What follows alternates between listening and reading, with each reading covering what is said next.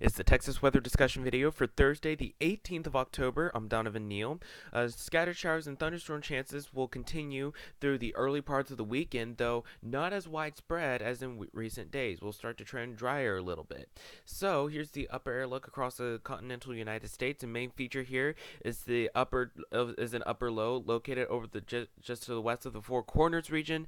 That's bringing lots of moisture into much of Texas, bringing lots of showers and thunderstorms and even more clouds. But however, we are dry. We are dry this morning, but rain will be possible later today. Across the nation, much of the coldest air is seeping through parts of the Great Lakes states near Wisconsin and Michigan, and we're catching a little bit of the brunt of that coldest air. Meanwhile, in Florida, in southern Florida, they're in the 80s. You can see that fall is taking full shape here. Watch warning map: freeze frost warnings and advisories in effect for much of the Great Lakes states, including parts of the northeastern states, including New York and parts of Boston, parts of Massachusetts and Connecticut. Down here, closer to home, we have flash flood watches in effect for parts of the western part of the Texas. But other than that, we remain pretty quiet. On the convective outlooks, with a cool, stable air mass in place, no severe weather expected anywhere anytime soon. This is the average rainfall for the next 7 days. Most of the heaviest rain stays just to the west in West Texas. Amounts still could see around 2 inches or greater. With that's anything that we see tomorrow and early parts of this weekend, and maybe even next week with another wave coming through. This is valid through Thursday morning of next week. On the tropics, very refreshing to see this tropical cyclone formation not expected today through the weekend. So let's go on to the mall out. But this is the 06Z run to the GFS file this afternoon at 1 o'clock. You can see we have that upper low in the Four Corners region down here. Rain in terms of rainfall, it won't be as widespread or as intense as in recent days. But we'll of course mention the chance of a few showers and thunderstorms during the afternoon and evening hours. Of course, it'll be more of a light rain rather than a downpours. But then, as we head into Friday, that wave continues to move to the east, and we'll mention again another chance of widespread showers and thunderstorms during the afternoon and evening hours on Friday. I do think a good chunk of the morning hours on Friday will be dry, but again, that afternoon and evening time slot is when we'll see the possibility of widespread showers and thunderstorms.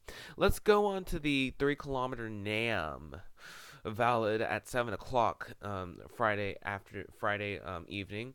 I show this because there's usually typically a lot of activities going on Friday evening. We have football games, people going out because it's the last work week. It's the last day of the work week, and I already know people will already have questions. So you can see that we'll still battle the possibility of widespread showers and thunderstorms for most places in North Texas. And of course, with high school football games coming up, I'm ultimately not in charge in the decision making process of whether or not to cancel games or delay games. Um, but if you're traveling to high school football games, expect a wet commute and expect a wet game for most places. But let's go on to Saturday as the weekend begins. Saturday looks mostly dry once we can get the morning round of showers and thunderstorms. Saturday looks mostly dry. Highs skyrocket to the upper 60s, say around 70. And here's Sunday. Bone crushing subsidence creeps in, and that looks like a very dry look with the 1030-meter high.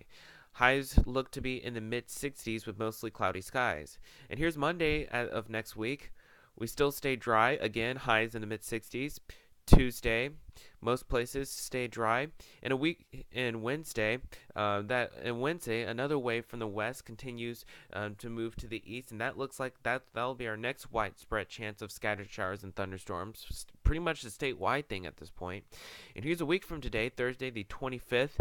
There's that wave There's that wave basically on top of us down here, 997 millibar low, on top of Little Rock, Arkansas. It looks like a very wet outlook for parts of the Midwest into the deep South. But down here we stay dry.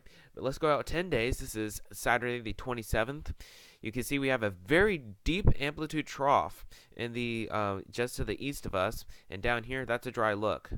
But you can see for the numbers for the next 15 days coming off of the GFS ensemble, you can see pretty highs pretty much all over the place at this point. But main general idea is highs pretty much stay in the mid 50s to mid 60s, and lows stay in the upper 40s to mid 50s. That's it for the Texas weather discussion video for today. I'll run it in the blog. Next video here is expected to be posted at around 7 a.m. tomorrow morning. If you can't catch your local TV stations on the air at 4, 5, 6, and 10 o'clock. Thanks for watching. Have a great day, and Godspeed.